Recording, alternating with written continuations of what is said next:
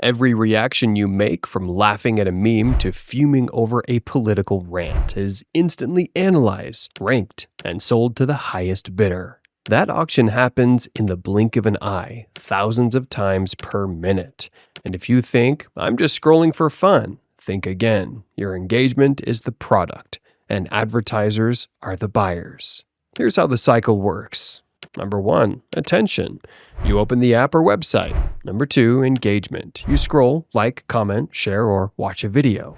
Number 3, ad revenue. Each engagement signals what you find interesting, which allows Facebook to serve you tailored ads and charge advertisers a premium for access to your attention. At its core, Facebook sells ad impressions, but these are not generic ads. They're ultra-targeted ones by combining everything you do on Facebook with data from Instagram, Messenger, and even third-party sites via the Facebook Pixel. The platform builds a hyper-detailed profile of your interests, demographics, and behaviors. For example, if you engage with hiking gear posts, Facebook notes your age, location, and even purchase history if you visited e-commerce shops connected to its tracking pixel. Then it auctions an ad slot for a hiking backpack directly to outdoor gear advertisers, often at tens of dollars per 1,000 impressions or CPM. Multiply that across billions of users, and it's easy to see why Meta's ad revenue topped $117 billion in 2024.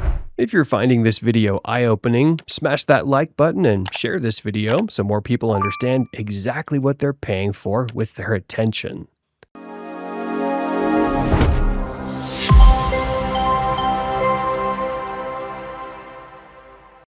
Facebook's secret sauce is its recommendation algorithm, an ever-learning system that curates your newsfeed to maximize your time on the platform. It evaluates thousands of factors: post type, creator reputation, time of day, and your past interactions.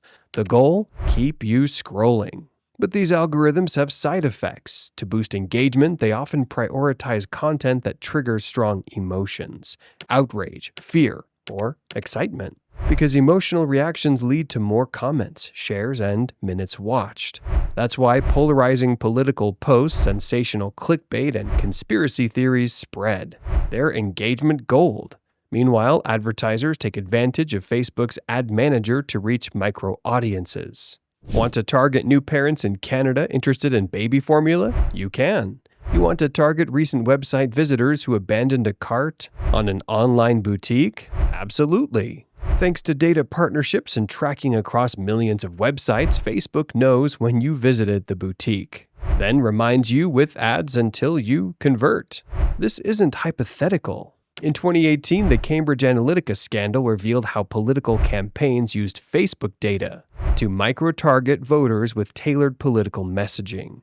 Though Facebook has since restricted some data access, ad targeting tools remain powerful and opaque. Users rarely see why they're served a given ad or what data points triggered it. Behind every like and notification is a hit of dopamine, a small reward that keeps your brain seeking the next hit. Facebook optimizes for these micro rewards by sending push notifications when someone reacts to your post or sends a message. Before you know it, you're checking the app dozens of times a day. This dopamine-driven feedback loop can lead to addictive behaviors: mindless scrolling, anxiety when notifications don't arrive, and FOMO, fear of missing out, when you see friends' posts of exciting events. Studies have linked heavy social media use to increased anxiety, depression, and loneliness, especially among teenagers. At the same time, Facebook's filter bubbles reinforce our existing beliefs. The algorithm sees which content you engage with and shows you more of the same, while hiding contradictory viewpoints. Over time, you end up in an echo chamber, surrounded by like-minded confirmation rather than balanced perspectives. That can warp public discourse, deepen political divides, and erode shared reality. Recognizing these effects is the first step to regaining control. Tools like Take a Break, reminders, feed preferences, and third-party usage trackers can help. But the ultimate choice rests with you. Long before Facebook, media companies battled for eyeballs via newspaper headlines, cable TV time slots, and banner ads. But Facebook supercharged this with precision data and automated auctions. In the early 2000s, banner ads fetched mere pennies per thousand views. Today, a well-targeted Facebook ad can command tens of dollars per thousand. The shift from mass advertising to precision targeting marks a revolution. Our habits, preferences, and even political leanings have become commodities. As early as 2010, academic researchers were warning of a surveillance-based marketplace, where user data fuels micro-targeting. Facebook's model turned that warning into reality, making each scroll a microtransaction in the attention economy. In October 2021, former Facebook product manager Frances Hogan leaked thousands of internal documents. Later dubbed the Facebook Papers to the Wall Street Journal and Congress, her revelation shook the world. Amplification of extremism. Internal memos showed the algorithm promoted inflammatory content because it generated engagement, even when Facebook knew it fueled real-world violence. Youth mental health. Research flagged that Instagram, owned by Meta, exacerbated body image issues in teenage girls, but executives allegedly downplayed the findings. Opaque moderation. Documents revealed inconsistent content moderation practices, with popular pages often escaping penalties that smaller accounts would face for similar violations.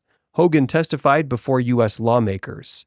They care more about making their stock price look good than making the platform safe. Her testimony prompted calls for stronger regulation. Yet even today, little has changed in Facebook's core engagement-driven design. Got questions about how deeply Facebook knows you? Drop a comment below with your biggest surprise, and don't forget to subscribe for weekly deep dives into the tech shaping our world. Facebook argues that its services connect friends, support small businesses, and foster community. And indeed, billions use it to organize events, launch brands, and stay in touch with loved ones across the globe. But at what cost? You gain free communication and targeted content, but surrender control over how your data is used and monetized. Every time you log in, you implicitly agree to a data exchange contract you may never read or fully understand. Regulators worldwide are waking up. The EU's Digital Services Act demands transparency on recommendation algorithms. In the US, lawmakers debate antitrust measures and privacy protections. Yet Facebook's lobbying power remains immense, and change is incremental. Globally, policymakers are pushing back. In 2024, India introduced draft rules requiring social media platforms to reveal basic logic behind recommendation engines. Brazil's Data Protection Authority has fined Facebook for GDPR-style infractions. Meanwhile, consumer privacy startups are developing browser plugins that block third-party trackers. But technology evolves faster than legislation, as Facebook invests in AI-powered ad delivery and augmented reality features. Think Meta's Horizon Worlds. The battle for regulation will intensify. Will governments succeed in reining in opaque algorithms? Or will new platforms, perhaps blockchain-based social networks, emerge as true privacy-first alternatives? Only time will tell.